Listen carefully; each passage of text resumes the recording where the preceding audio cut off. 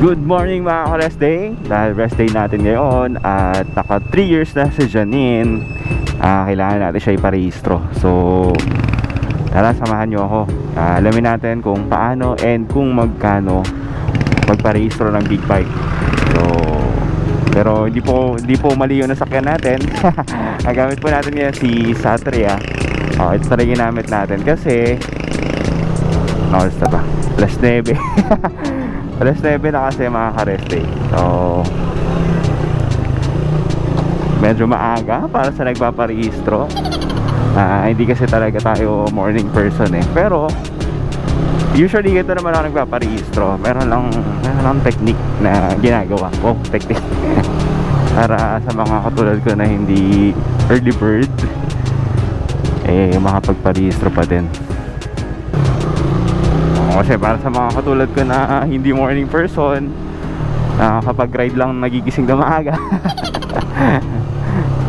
Para hindi ka pipila ng sobrang aga sa LTO, no? Excuse po. So tingnan natin kung meron pa. Ang pagpaparehistro po ng motor, actually mga ano lang yan, mga 1-2 oras lang. Mabilis lang talaga. Ang matagal lang po nowadays is yung sa emission. O doon na nagkakaproblema. Tagal kasi ng haba ng pila sa emission. Saka matagal yung process nila doon. Medyo matagal yung process. So yun. Kaya ako ginagawa ko, kahit na medyo late na, hindi ako nakaabot dun sa unang batch, punta pa rin ako sa LTO. Tapos kukuha lang tayo ng schedule dun sa emission. Pwede naman yan eh. Kuha tayo ng schedule dun sa emission center. Tapos babalik ka na lang. Ako kasi medyo malapit lang ako sa LTO Las Piñas. So pwede kong balik-balikan na lang. So ayun. So the usual, magsasabi sila, "Sir, okay lang ba sa inyo? Gantong oras kayo masasalang. Balik na lang kayo." Since malapit tayo at testing naman tayo, pwede yan. Kaya si Satria muna ang dala natin ngayon. Mamaya na siguro at alam nyo naman sa Las Piñas, parang expressway dito. Expressway. Sige.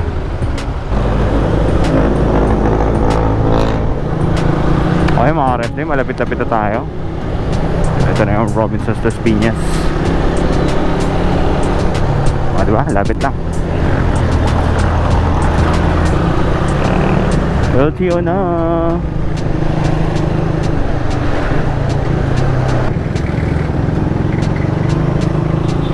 Nagkatawag na ng emission doon sa labas. Okay. So unang gagawin sa'yo dito, haharangin ka ng mga naka-blue na yan, mga blue boys. Tapos kukunin yung ORCR mo. Tapos i-assess ka sa insurance. Tingnan natin kung scripted to. Okay, so sir, renewal sir, paparenew aba. O diba, tapisin niya level of work. Pwede niya kaya yung okay, park muna tayo.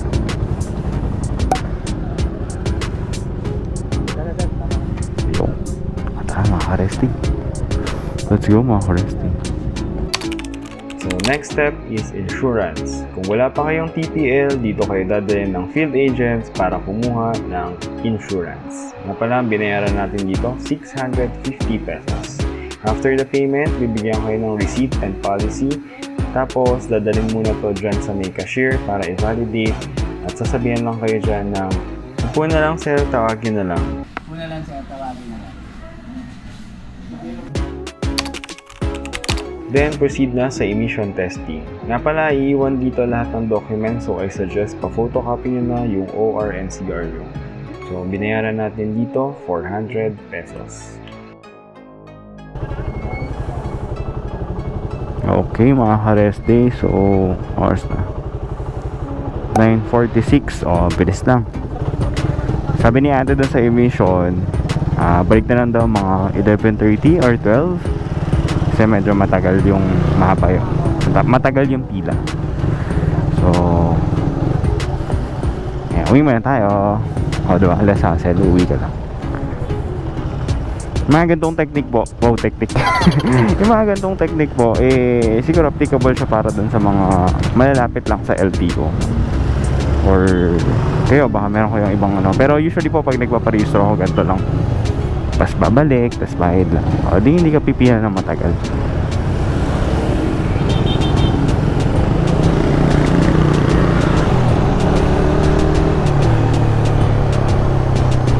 So yan, nakaka-rest day, no? Babalik na lang tayo mamaya. Pero mamaya, dahil emission na, si Janine na yung dadali natin. Diba? Sobrang init kasi. Isa magantay tayo doon. Di, uwi na lang tayo, diba? Uwe!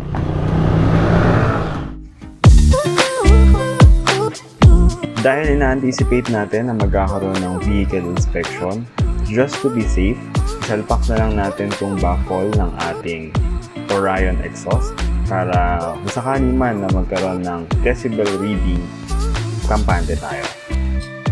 So ayan, nakasalpak na yung ating baffle or silencer. So konting sound check kung anong magiging tunog.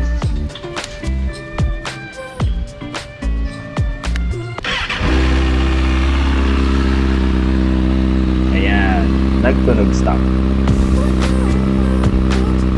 Then check naman natin yung lights. Okay naman, working. Tapos yung signal lights, pati yung sa likod. Double check na natin, gumagana. Okay naman. Then yung busina. Yung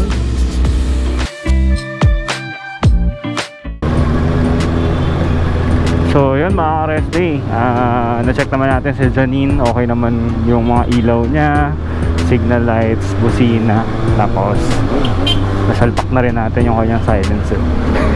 Parang nagtulog stop. Pogi pa rin pero oh my god, parang tunog stop siya. Ang hina ng kanyang projection. Ayun o, hindi madinig. Mamaya after ng emission, tagalin na natin to. Hindi tayo madinig masyado.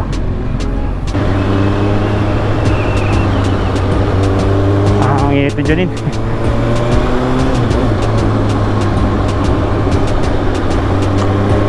Hindi na talaga pag hindi naka-riding shoes.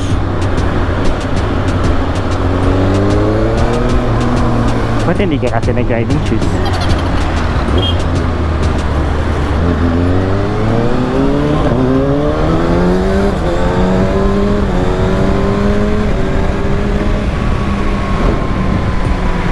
Malakas pa yung hangin sa tunog di dyan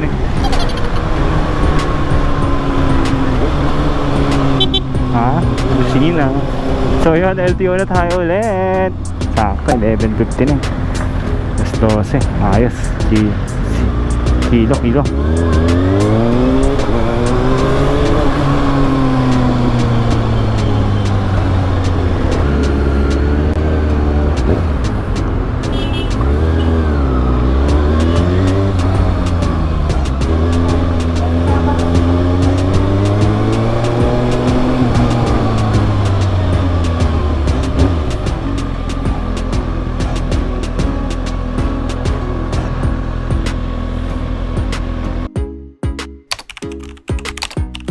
So ayan, nakasalang na si Janine sa emission testing and pasado naman siya.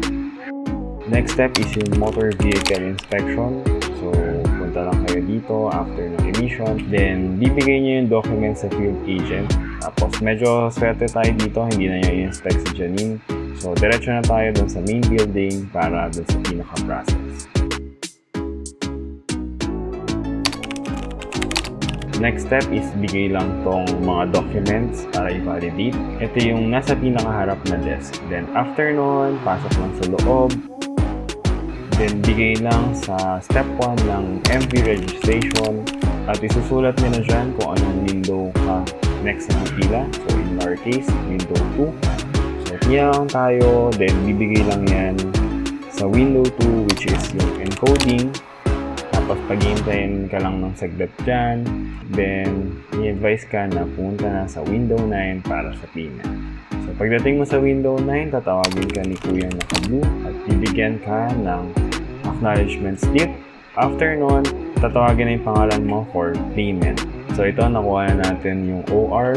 Ang binayaran pa natin dyan is 404 pesos. Bali, total fee natin is 1,454 pesos.